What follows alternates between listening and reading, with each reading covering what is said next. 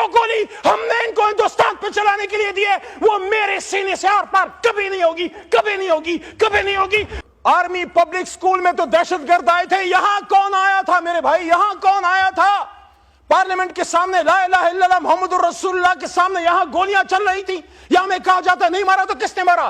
تو پختون چلک دمشم لک سمشم دزری زری حساب بدرنہ وارم جو یہاں ڈی چوک پہ شہید ہوئے ہیں آغا صاحب، ان کی نہ صرف جان گئی ہے بلکہ ان کا مان بھی ٹوٹا ہے۔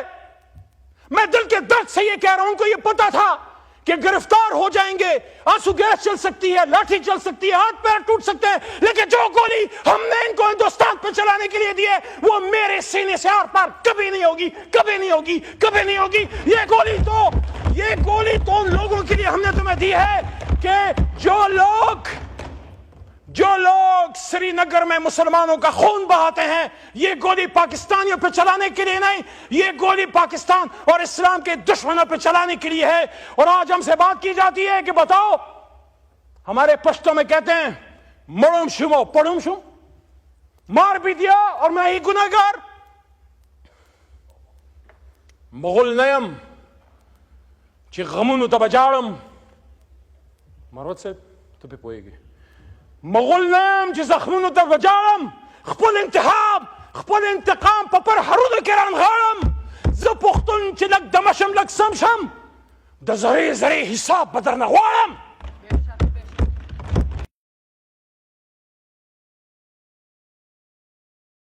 افسوس سے میں کہنا چاہ رہا ہوں کہ آدھا ملک گوا کے اپنے بچوں کا خون اس سے پشاور کی پاک دھرتی کو رنگین کروا کے ہم نے آج تک ہوش کے ناخن نہیں لیے۔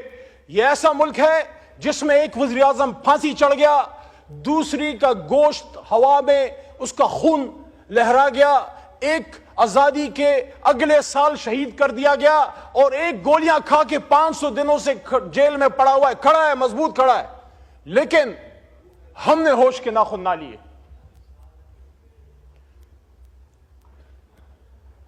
میں سمجھتا ہوں جناب چیئرمین صاحب، کوئی بھی سیاستدان ہو، سیاستدان گولی نہیں مارتا، سیاستدان بات کرتا ہے۔ سیاستدان کی خوبی یہ ہے کہ وہ بغیر لڑے آپ کو ملک دے دیتا ہے۔ وہ پیچھے تصویر لگی ہے، گھوڑے پہ بیٹھ کے ہاتھ میں بندوق تھا میں پاکستان آزاد نہیں ہوا تھا۔ پاکستان ایک پولیٹیکل ورکر نے قلم کی طاقت سے ایک بیرسٹر لنکن زن کے اس نے ہمیں حاصل کر کے دیا تھا۔ افسوس اس کی صرف تصویر پیچھے لگانے کے لیے ہم نے رکھ چھوڑی ہے اور مال پانی بنانے کے لیے رکھ چھوڑی ہے۔ کہتے ہیں قائد اعظم 2 تو کام ہوگا، شرم نہیں آتے ہمیں؟ یہاں بڑی بڑی پولیٹیکل لیگیسیز ہیں اور سب کا مجھے احترام ہے کیونکہ ایسے نہیں بنتی، قربانیوں سے بنتی ہے۔ غفار خان بابا کی بھی لیگیسی ہے، آج جو ان کے پوتے نواسے کر رہے ہیں اس سے میرا کوئی کام نہیں ہے، لیکن میں عزت تکریم دیتا ہوں غفار خان بابا کو بھی، ولی خان صاحب کو بھی۔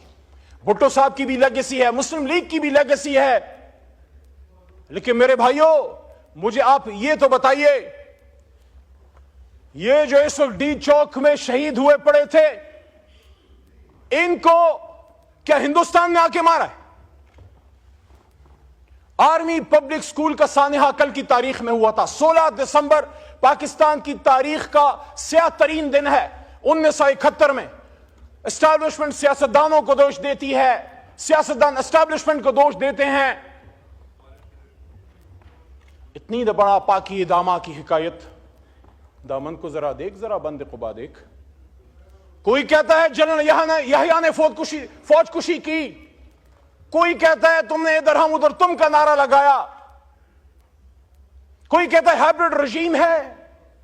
یہ ہائبرڈ رجیم کیا 2017 سے آئی؟ 1986 میں جب محترمہ بے نظیر بھٹو شہید پاکستان اتری ایگزائل کے بعد، پاکستان کی تاریخ شاید ہے کہ یا وہ دن تھا یا 30 اکتوبر 2011 جب پورا لاہور نکل آیا تھا، یا پورا لاہور بے نظیر کے لیے نکلا ہے یا عمران خان کے لیے نکلا ہے۔ لیکن جب سن 86 میں، میرا سوال آج اس پارلیمنٹ سے یہ مقدمہ جمہوریت ہے، میں کسی نواز شریف زرداری یا عمران خان کی بات نہیں کر رہا، میں اس پارلیمنٹ کا، اس جمہوریت کا رونا رو رہا ہوں کہ آج ہمیں ہائبرڈ رجیم کی بات کی جاتی ہے۔ یہاں سلیکٹڈ کی بات ہوئی, ہمیں سلیکٹڈ بھی کہا گیا, پتہ نہیں کیا کیا کہا گیا. شکر ہے قاتل تو نہیں کہا گیا, قاتل تو نہیں ہے, اپنا ہمارے ہاتھوں میں کسی کا خون نہیں ہے, شکر الحمدللہ. یہاں بے شمار لوگ آیا کرتے تھے. اسی ڈی چوک میں پرویز خٹک اور شیخ رشید عمران خان کے حکم پہ جا کے انگیج کرتے تھے.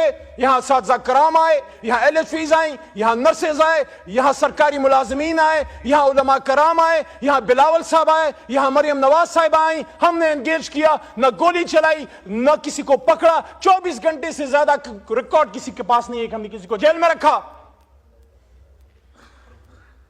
جناب چیئرمین صاحب, یہیں اسی کرسی پہ قائد ایوان تشریف فرما تھے شہباز شریف صاحب, اور میں نے ان کے سامنے یہ گوشت گزار کی بات, میں تقریر کے دوران چٹے نہیں پڑتا, مجھے پتا ہے میں نے کیا کہنا ہے. میری عمر گزر گئی ہے, 10 سال میرے اس پارلیمنٹ میں گزر گئے ہیں.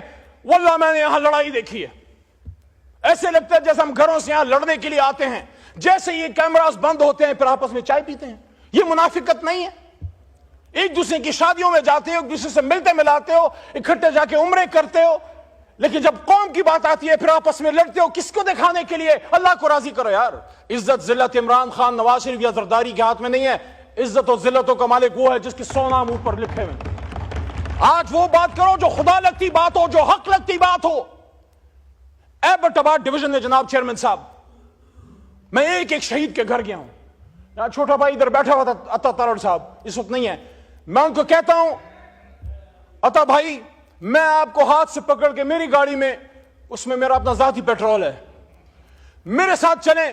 کم از کم جن شہیدوں کو میں جانتا ہوں ان کے قبروں پہ میرے ساتھ جائیں, اور میرا آپ سے وعدہ ہے رینجر کا شہید آپ کا نہیں, میرا بھی شہید ہے, اکٹھے رینجرز کی شہادتوں اور دعاؤں پہ بھی جائیں گے. لیکن ایبٹ آباد ڈویژن نتھیا گلی کے ٹاپ میں ایک پہاڑی کے سرے پہ ایک نوجوان مبین ملک کی جو شہید ہوا ہے یہاں, اور اس کی جو گولی باڈی پہ لگی ہے وہ آر پار نہیں گئی, اس میں ایک بولٹ وونڈ ہے. اور یہاں لائرز بیٹھے ہیں, مروت بیٹھا ہے پیچھے, مروت صاحب بیٹھے ہیں, آپ بھی لا کے اسٹوڈنٹ ہیں. جب باڈی سے گولی آر پار نہیں جاتی اس کا کیا مطلب ہے؟ اس کا مطلب ہے کہ اٹس اے سنائپر شاٹ. اس کی چھوٹی بچی آیت نور, یقین کریں بہت خوبصورت فرشتے جیسی چھوٹی سی بچی اس کے باپ کے ہاتھ میں تھی, اور اس کی قبر پہ میں بیٹھا, اور اس کے باپ کی خالی آنکھیں, کیونکہ اس کا بیٹا یہاں شل پمپ پہ مزدور تھا. کیا گناہ کیا تھا اس نے؟ وہ بھی تو کسی کا بلاول تھا, وہ بھی تو کسی کا قاسم یا سلیمان تھا یا حمزہ تھا. ایبٹ آباد کا عبد القادر, اس کا چھوٹا بیٹا حزب اللہ, رات کے اندھیرے میں جب آگ ہم نے جلائی, ان کے گھر میں بیٹھنے کی جگہ نہیں ہے. ایبٹ آباد کی سردی کا آپ کو پتا ہے, کھلے آسمان تلے آگ جلا کے ہمارے ساتھ وہ بیٹھے ہوئے تھے. اس کا چھوٹا بچہ حزب اللہ جو مدرسے اور اسکول میں پڑھتا ہے, سوال کرتا ہے کہ میرا باپ کیوں مرا؟ آرمی پبلک اسکول میں تو دہشت گرد آئے تھے, یہاں کون آیا تھا میرے بھائی؟ یہاں کون آیا تھا؟ پارلیمنٹ کے سامنے لا الہ الا اللہ محمد الرسول اللہ کے سامنے یہاں گولیاں چل رہی تھی, یہاں میں کہا جاتا ہے نہیں مارا تو کس نے مارا؟ Forget about this point that they were the workers of Pakistan, Tehreek Insaf, they were Pakistanis, and according to the Constitution of Pakistan, Article 9. Article 9, اور میں اپریشیٹ کرتا ہوں آج رانا ثناء اللہ نے, رانا صاحب نے اچھی بات کی ہے کہ دونوں طرف جو شہید ہوئے ہیں ان سب کے لیے انا للہ و انا الیہ راجعون پڑھنی چاہیے. میں پڑھ چکا ہوں. یہ دونوں طرف کے نہیں ہیں, یہ ایک طرف کے ہیں.